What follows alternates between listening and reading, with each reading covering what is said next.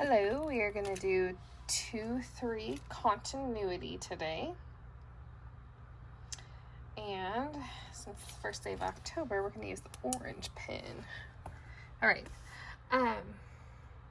Continuity. This is the really big point of continuity. Oh, just so you know, these notes, which I'm going to zoom in a little more on them, can be found on Google Classroom. They're updated there. So if you want to print them or if you want to write them in your notebook, either way, nice thing about your notebook is you're not going to lose them. All right, so any function, y equals f of x, whose graph can be sketched or traced in one continuous motion. This is the big part. One continuous motion without lifting your pencil. Without lifting your pencil is an example of a continuous function. Okay? So it says draw a function that is continuous and one that is discontinuous. I'm going to show you some examples instead of you drawing one. So take a look at this picture. Places that were continuous and discontinuous. A place that is discontinuous. Can I draw this and get this? No, I had to lift my pencil up to go here. Can I draw from here all the way here? No, because there's a hole there. Okay. Could I draw from here to here? Yeah, I never lifted my pencil up. So from 2 to 4, or just past 2 to 4, that is continuous because we never lift our pencil up. From 0 to 1, that is also. Okay, but there's this jump here, so from 0 to 4, we can't be continuous. So that's what we're talking about when we're talking about continuity. Okay? We'll look at some more of that, but that's the big deal with it. Okay, there are different types of points of continuity, so let's talk about those. You kind of just saw some of those. Continuity at a point. To define continuity at a point in a function's domain, we need to define the continuity of an interior point, which involves a two-sided limit, so coming at the point from two angles, and continuity at an endpoint, which involves a one-sided angle. So let's take a look at these points here. Let's pretend that the light ones are holes, the dark ones are continuous. So if we look at this point right here, okay, we notice that the limit on both sides of it comes and goes through it, and so that's going to be continuous there because it continues to go. All right, this right here, if this was a hole, it would not be continuous, but I think maybe we're just looking at these points. So as we head to B, you see how we continue to head. Okay? If this was filled in and dark and it didn't matter, then that would be continuous. On the endpoints for our continuity, okay, if that's the end, it really just matters from endpoint to endpoint. It doesn't matter what happens on the other sides of them. All right, so we're going to look at page 80 to talk about the different types of discontinuities. All right. So we have different kinds, and you'll see on the worksheet, okay? I'll reference them for you. So we'll start with this one. We'll notice on this one, we could draw, I'm going to turn my pencil off so I don't accidentally draw. We could draw the whole line, never have to lift our pencil up, okay? This is continuous. On this one, we would draw, we'd have to lift to draw again. So this right here, that's a hole, okay? That hole is called a removable continuity, okay, or removable. So that is a point of discontinuity of a function that has a limit at that point. Okay, so from left and right, there is a limit of that point, but the point is an open circle, or the limit is not equal to the function at that point. So that is called removable, when we could just plug something in and be good. Okay, so this one, where we go up, we have to do a point and then go back down. Moved our pencil. Okay, this one is still removable. It's a different kind of removable because still we could just put a point there and it would make it continuous. This one right here is called a jump discontinuity because we draw, lift up, draw. So we kind of jump up to a new one. Step functions. The one-sided limit exists, but they have different values. Okay? So there is a limit right here at 0, but this way the limit is 1, and at this way the limit is 0. So that's where our jump is. There's a limit, but it is different. Okay? Where with the removable, there's a limit and it's the same, there's just a hole. So now this one is an infinite discontinuity. So functions like 1 over x squared, where the limit, there's a limit that goes on to infinity. So this one right here, we're going on to infinity. So like an asymptote of any kind, a vertical asymptote, is going to be an infinite discontinuity because there's going to be a break here. Your calculator draws it as 1, but our calculator is drawing it improperly. And then the last one here, this one is called an oscillating discontinuity. This is like sine 1 over x, where the function oscillates way too much to have a limit as x goes to 0.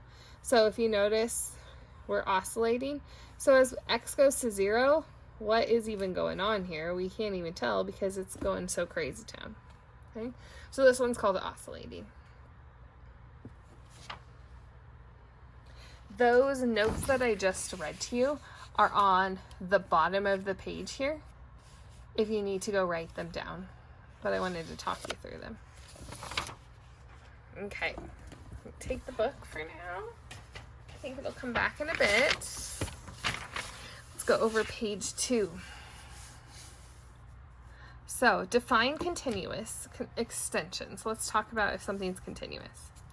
So a function is continuous on an interval if and only if it is continuous at every point of the interval. A continuous function is one that is continuous at every point of the domain. Okay? So we're going to use this function, and what we're going to do is we're going to plug it into our calculator. Okay?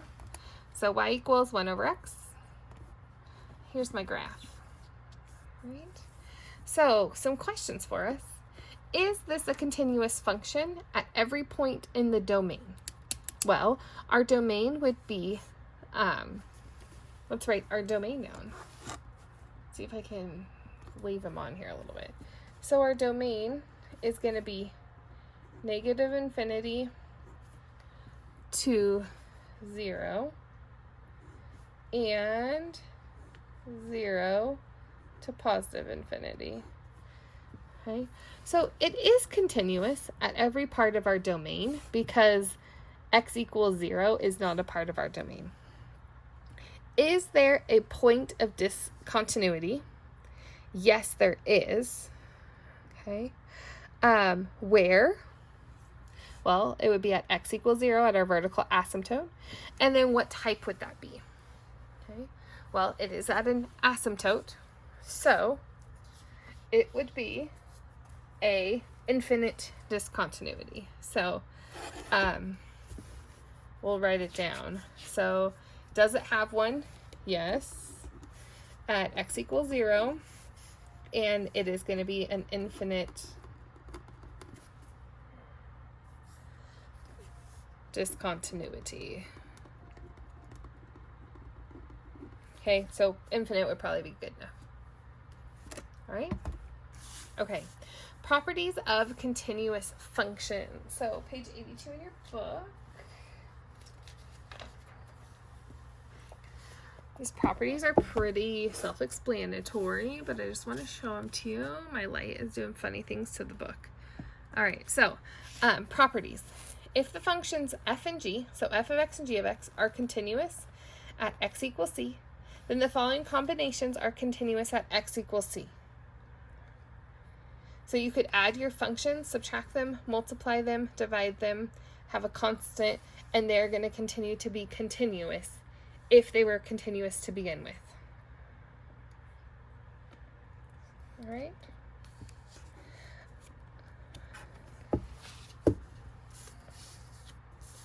So those are the different types.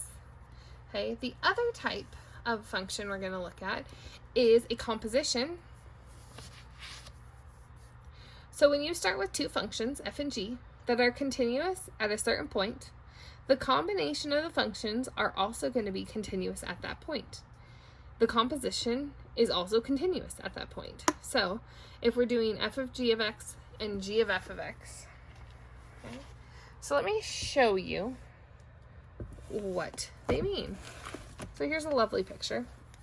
So it's saying if c is, so if it's continuous at c to f of c, and it's continuous at f of c to g of f of c, then the whole thing, g of f, is going to be continuous still.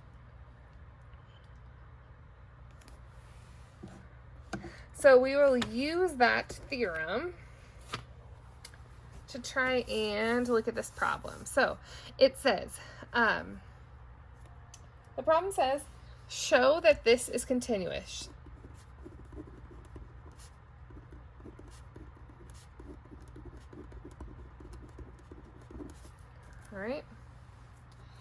All right, well, what we would need to do is take a look and create some functions. Okay, so this would be a composition of functions. So we could say that the first one is the absolute value of x, and that the second one is x sine x over x squared plus 2. Okay, so then we need to look at these two functions we made and make sure that they are continuous. All right, so let's just take a look. The absolute value of x, let's think about that picture. That would be a v, right? Is the absolute value of x continuous? Yeah, you don't have to pick up your pencil to draw that. Okay, so this one's good. Is this going to be continuous? We need to look at that bottom. Is this ever going to equal 0? Okay. Can we plug something in here to make this equal to 0? Well, let's see.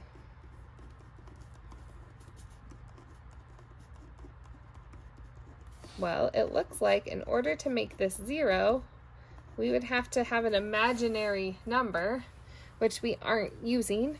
So it looks like there's nothing we could plug in here to make this 0. So this one's good too. All right.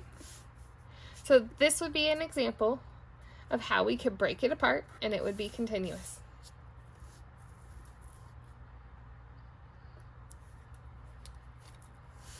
All right. Last thing, intermediate value theorem. This is kind of funny, but it says if a function is continuous, let's get rid of those graphs. If a function is continuous on a closed interval, then there is an x value between the boundaries of the interval that would give a y value between f of a and f of b.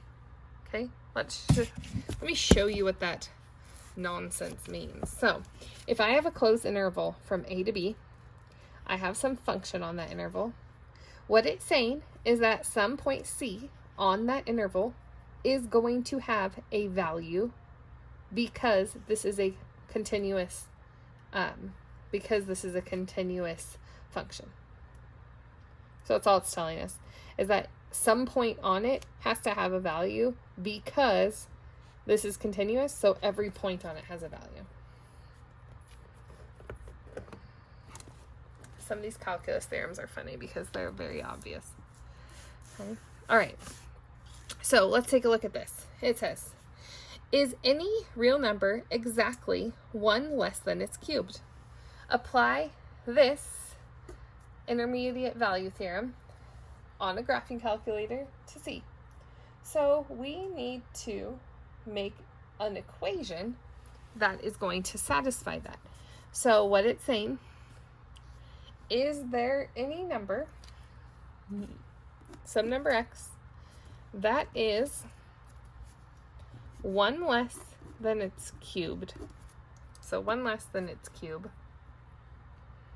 Okay, so let's, it says we can use a graphing calculator, so let's set this equal to 0 so we can plug it in to our calculator. I love those problems. So we have x to the third minus x minus 1 graph. Okay. So let's look at our interval here. We have a closed interval. Everything's closed, so we're good. So that means that is this function ever equal to 0? Well, it looks like it right here. So let's find out what that is. Calc, intersect. So that's not what we want. Calc 0. So that's the left side. It's the right side. It's going to take a guess. So our x is approximately 1.325.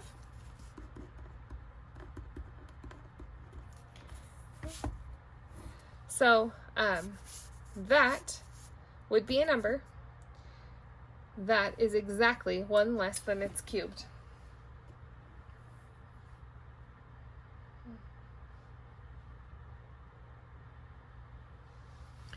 Did I do that right? Yeah. It says that it's 1.324 if you look in the book, but that's not what my calculator told me. So we'll call it a good. All right. Homework. Page 84, 3 through 36 divided by 3, and then 56 to 59. Have fun!